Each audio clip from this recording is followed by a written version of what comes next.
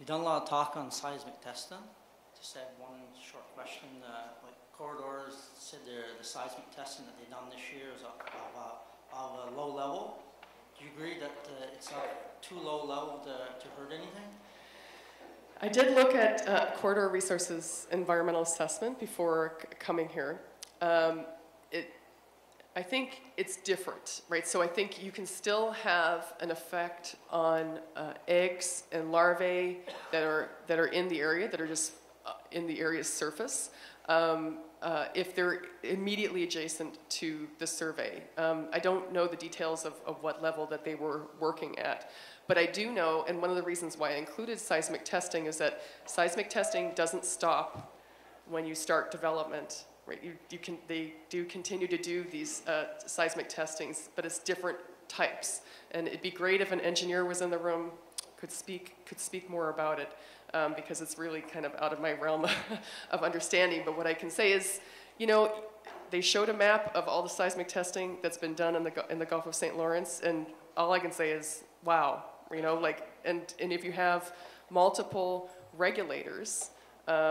Is there going to be coordination among these various petroleum boards to limit the number of seismic testings that are ongoing in the Gulf of St. Lawrence at any one time? That should be a question we should be asking our governments. Thank you. Thank you. Alors, si on est assez bref, on aura le temps de prendre les deux dernières intervenantes. Okay. I've read a lot of environmental impact assessments for petroleum development in Eastern Canada. I have never yet seen one where they admitted that anything that they were proposing to do would have a significant impact on anything. Never. They all say there will be no significant impact on anything. And the reason why they do that is because the consultants to the corporations who work for these corporations all the time get to define what a significant impact is. And their thresholds are very high. You basically have to drive something to global extinction before they would admit that there would be a significant impact. Would you care to comment on that? Yeah, I'd be happy to comment on that.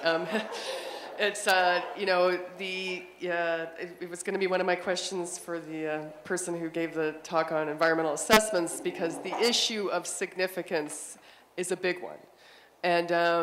And significance changes depending on the project that you're looking at.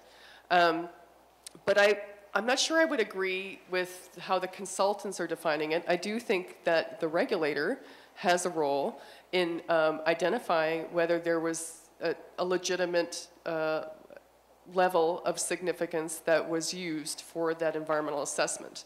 One of the issues I've been struggling with recently was if you have a prediction and that prediction has a high amount of uncertainty to it, and yet they still say it's not significant. That to me is a problem. And also then it should mean that if that has large uncertainty, then it should be included in the environmental effects monitoring. But I totally agree. How they define what is significant it's challenging to get around, and you know, we do need to be really speaking to our governments about these issues.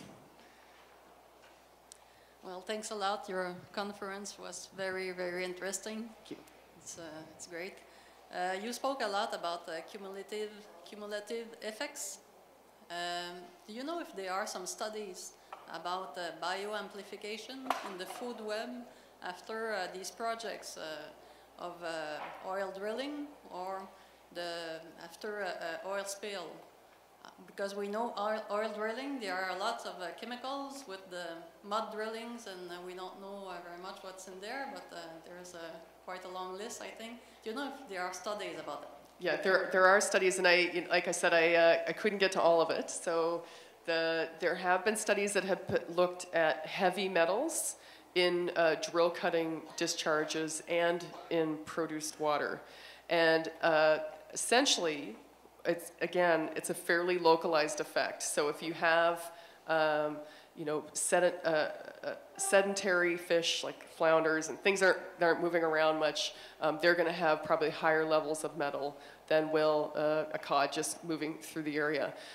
One of the issues is that we have to separate out and to make more complicated is that we also have large-scale pollutants which are being discharged through the atmosphere all throughout our oceans, and mercury is one of them, right? So I can direct you towards some studies that have been done in the Gulf of Mexico on the bioconcentration of metals from these discharges.